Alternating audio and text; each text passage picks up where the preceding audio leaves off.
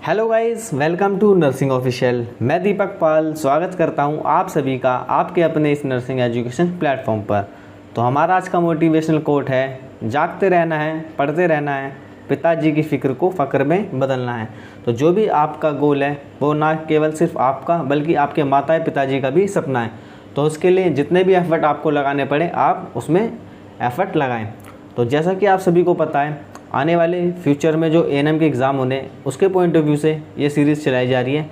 और अगर आप इस चैनल पर नए हैं तो चैनल को सब्सक्राइब कर लें और वीडियोस को आप अपने फ्रेंड्स तक शेयर भी कर सकते हैं। तो चलिए चलते हैं आज के अपने क्लास पे। पहला क्वेश्चन देखेंगे, जून 2021 में किसको मिस स्वास्थ्य संगठन यानी WHO के कार्यकारी बोर्ड का अध्यक्ष चुना गया है? ऑप्शन देखेंगे, डॉक्टर शक्ति Kansal, doctor Michael hills, doctor John Simpson या डी डॉक्टर पैट्रिक अमोथ। बात करें, हमसे पूछेगा कि एक्टिंग डीजी किसको चुना गया था WHO का। तो जो एक्टिंग यानी कार्यकारी अध्यक्ष किसे चुना गया था, ये थे डॉक्टर पैट्रिक अमोथ। तो यहाँ पर हमारा ऑप्शन नंबर डी करेक्ट हो जाएगा, डॉक्टर पैट्रिक अमोथ। WHO की बात करें तो इसका हेडक्वार्टर है जिनेवा यानी स्विट्ज़रलैंड में, और इसको स्टेबलाइज किया गया था 1948 में। और इसका जो मेन हेड है वो है टेड्रस अधानम। ध्यान रखेंगे, मेन हेड कौन है इसके, टेड्रस अधानम। तो ऑप्शन नंबर डी यहाँ पर हमारा करेक्ट हो जाएगा, डॉक्टर पैट्रिक अमोथ। नेक्स्ट में बात करें question number second, identify the symbol of an international health agency. हमसे आइडेंटिफाई करने के लिए बोला है कि जो हमें सिंबल दे रखा है ये कौन सी एजेंसी का है, अंतर्राष्ट्रीय एजेंसी का है ये। तो कौन सी अंतर्राष्ट्रीय एजेंसी का है? ऑप्शन देखेंगे, WHO, FAO, ILO या यूनिसेफ।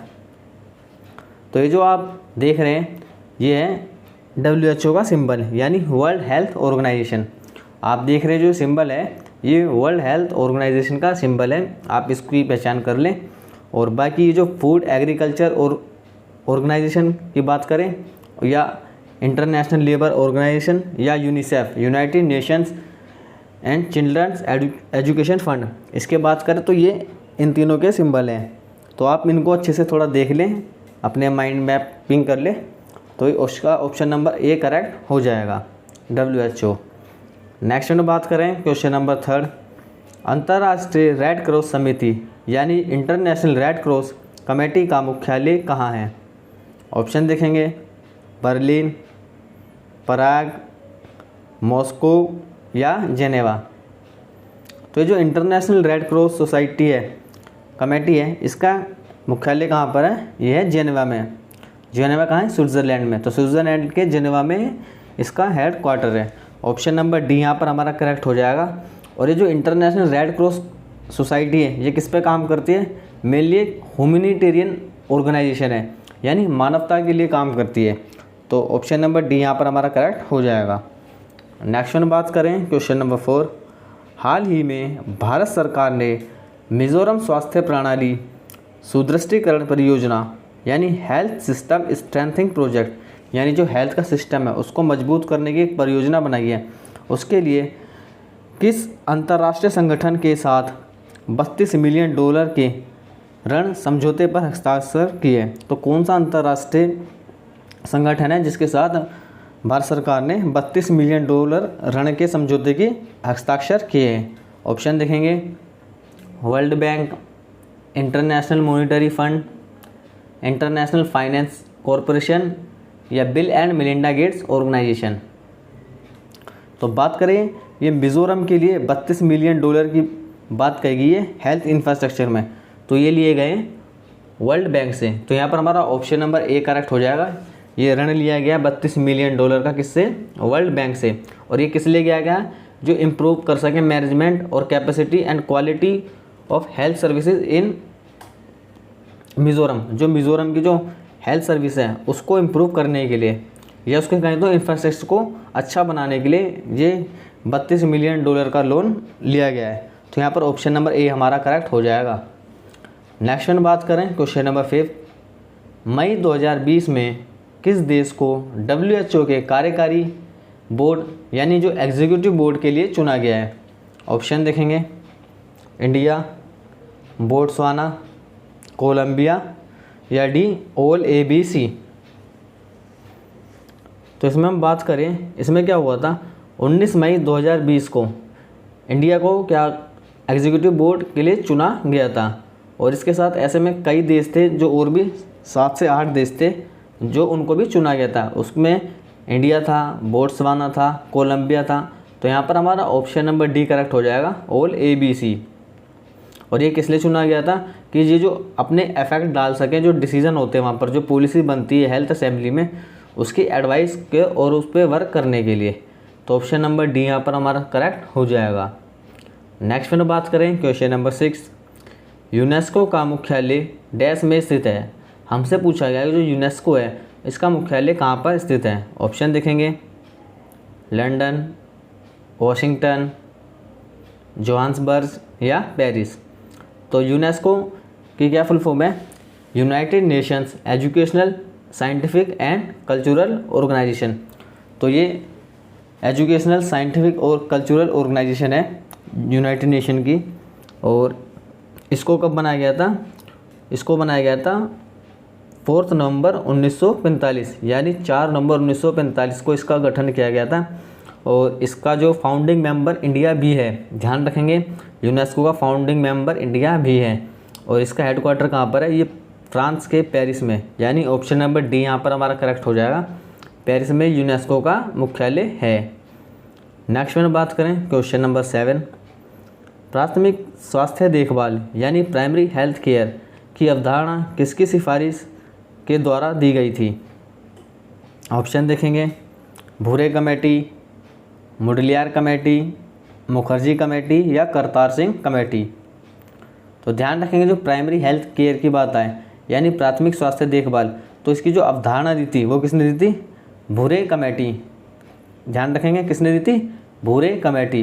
तो ऑप्शन नंबर ए यहाँ पर हमारा करेक्ट हो जाएगा। नेक्स्ट में बात करें क्वेश्चन नंबर 8, जामिया मिलिया इस्लामिया विश्वविद्यालय नई दिल्ली की पहली महिला कुलपति यानी फर्स्ट वुमेन वाइस चांसलर के रूप में किसे नियुक्त किया गया है। ऑप्शन देखेंगे, शीबा हमीद, रहीला फारूकी, आसिया चौधरी या नजमा अख्तर। तो जो फर्स्ट वुमेन वाइस चांसलर यानी जो जामिया मिलिया इस्लामिया यूनिवर्सिटी है न्यू दिल्ली, इसके जो फर्स्ट वुमेन वाइस चांसलर कौन है, नजमा अख्तर। ध्यान रखेंगे ये करंट में भी क्वेश्चन आ सकता है आपके लिए।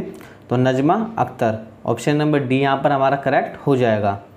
नेक्स्ट में बात करेंगे क्वेश्चन नंबर 9, भारतीय रेड क्रॉस सोसाइटी यानी जो इंडियन रेड क्रॉस सोसाइटी है उसका मुख्यालय कहाँ पर है। ऑप्शन देखेंगे, न्यू दिल्ली, चेन्नई, मुंबई या केरल। तो जो इंडियन रेड क्रॉस सोसाइटी है वो था रेड क्रॉस सोसाइटी, यह है इंडियन रेड क्रॉस सोसाइटी।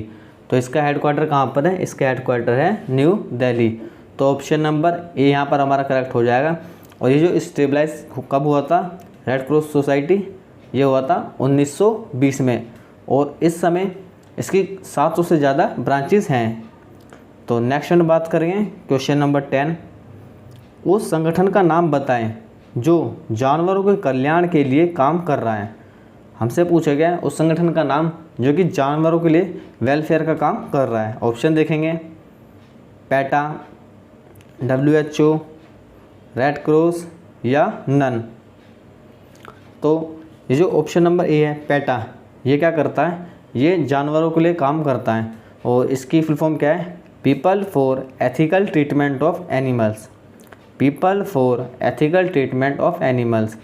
तो ये क्या करता है, जो वेलफेयर के लिए काम करता है एनिमल्स के लिए। तो पैटा क्या है, एक ऐसी संस्था है, ऐसा ऑर्गेनाइजेशन है जो एनिमल्स हैं उनके वेलफेयर के लिए काम करता है। और इसका साल में एक बार एक अवार्ड भी दिया जाता है जिसको पैटा अवार्ड कहा जाता है। तो ऑप्शन नंबर ए यहाँ पर हमारा करेक्ट हो जाएगा।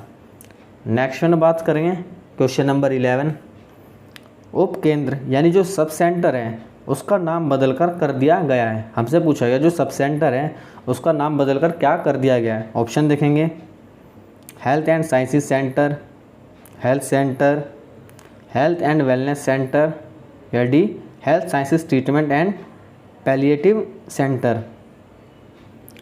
तो इसका ऑप्शन नंबर सी यहाँ पर हमारा करेक्ट हो जाएगा। जो सब सेंटर है उसका नाम बदलकर क्या कर दिया गया है, हेल्थ एंड वेलनेस सेंटर कर दिया गया है। ध्यान रखेंगे जो सब सेंटर है इसका नाम बदलकर क्या कर दिया गया है, हेल्थ एंड वेलनेस सेंटर। तो ऑप्शन नंबर सी यहाँ पर हमारा करेक्ट हो जाएगा। नेक्स्ट में बात करेंगे क्वेश्चन नंबर 12। नई राष्ट्रीय स्वास्थ्य नीति को केंद्रीय मंत्रिमंडल के द्वारा अनुमोदित किया गया था। हमसे पूछा गया जो न्यू नेशनल हेल्थ पॉलिसी थी जो सेंट्रल मिनिस्ट्री के द्वारा, उसको कब अनुमोदित किया गया था। ऑप्शन देखेंगे 2014, 2002, 2010 या 2017।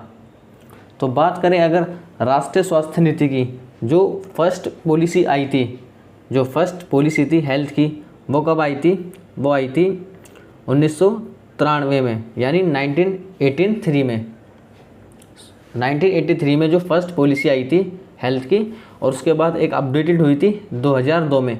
लेकिन अब की बात करें तो 16 मार्च 2017 को एक नई पॉलिसी आई थी हेल्थ की। इसके अंदर क्या गया था, कुछ चेंजेस किए गए थे, जैसे डियरनेस अलाउंस में, तो इन सब में कुछ चेंजेस किए गए थे। तो जो नई राष्ट्रीय स्वास्थ्य नीति है वो कब लाई गई थी, वो 2017 में लाई गई थी। तो ऑप्शन नंबर डी यहाँ पर हमारा करेक्ट हो जाएगा 2017। नेक्स्ट में बात करें क्वेश्चन नंबर 13। 1 PHC यानी जो प्राइमरी हेल्थ केयर है वो कवर करता है कितने सब सेंटर को, ये हमसे पूछा गया है। ऑप्शन देखेंगे 4 SC यानी sub centre, 6 sub centre, 8 sub centre या 2 सब सेंटर। तो जो एक प्राइमरी हेल्थ केयर होता है ये कितने सब सेंटर को कवर करता है, ये 6 सब सेंटर को कवर करता है।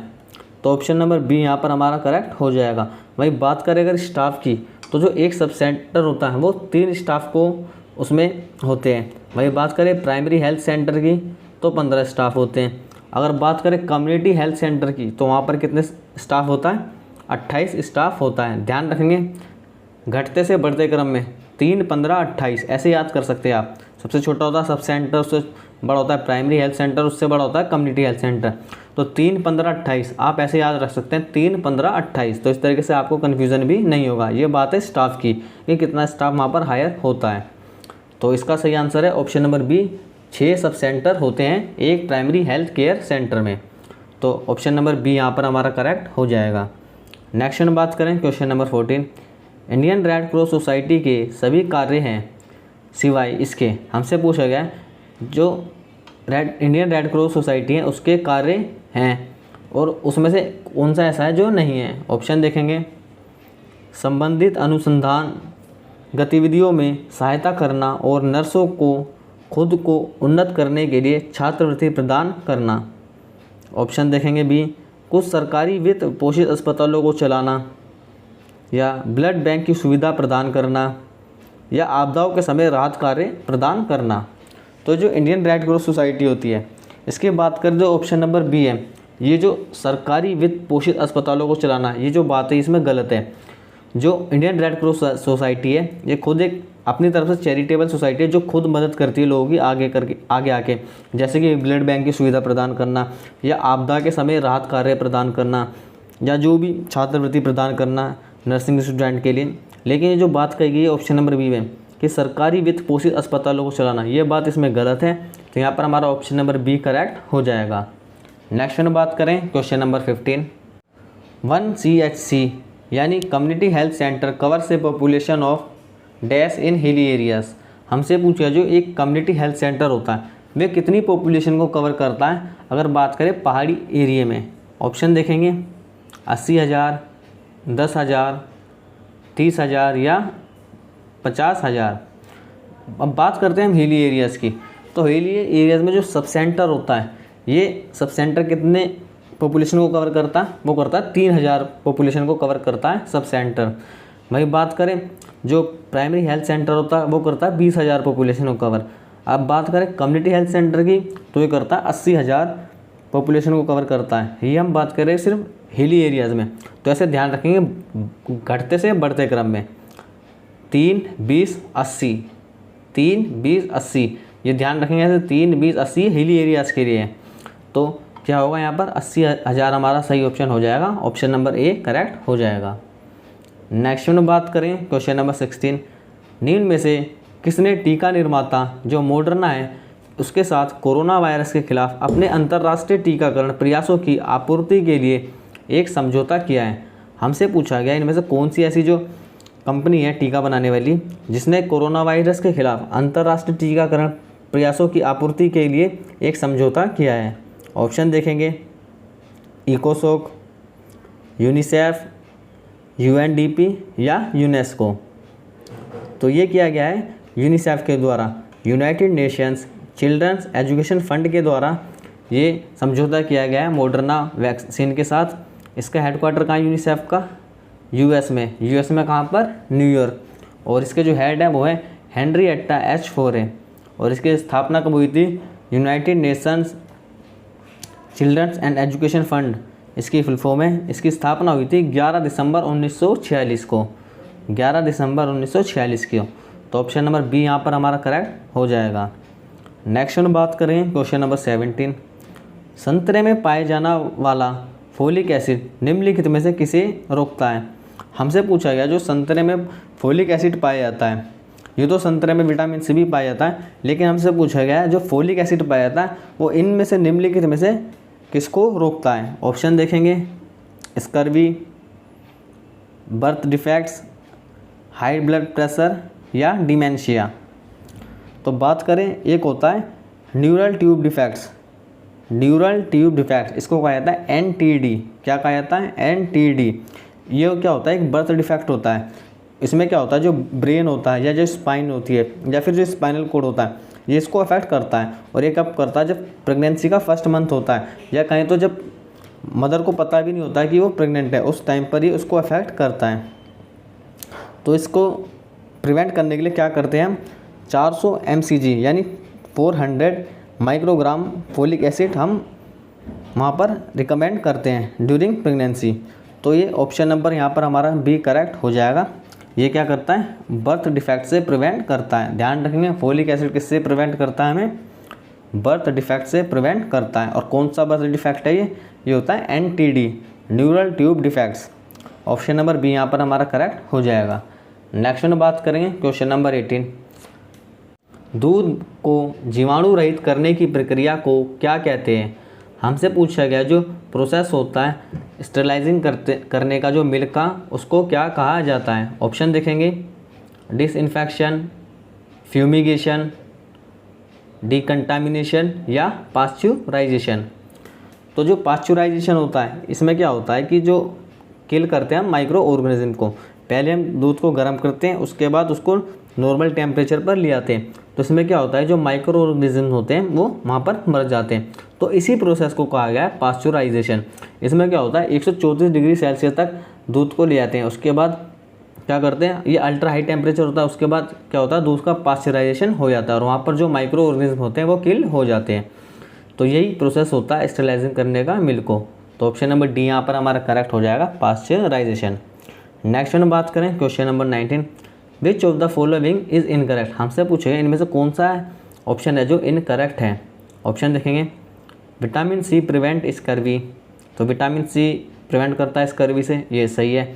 विटामिन B1 प्रिवेंट TB, देखते हैं इसको आगे। आयोडीन प्रिवेंट्स गोइचर, तो जो गोइचर की बीमारी की रोकथाम कौन करता है? Iodine. Vitamin D prevents rickets, तो जो रिकेट से कौन बचाता है? विटामिन D बचाता है। भाई बात कर जो विटामिन B1 होता है ये प्रिवेंट करता है हमें जो बेरी डिसीज़ होती है उससे प्रिवेंट करता है। भाई बात करें जो ऑप्शन नंबर बी यहाँ पर हमारा इसलिए इनकरेक्ट हो जाएगा। तो मतलब ये यहाँ पर हमारा आंसर होगा option number B correct answer है।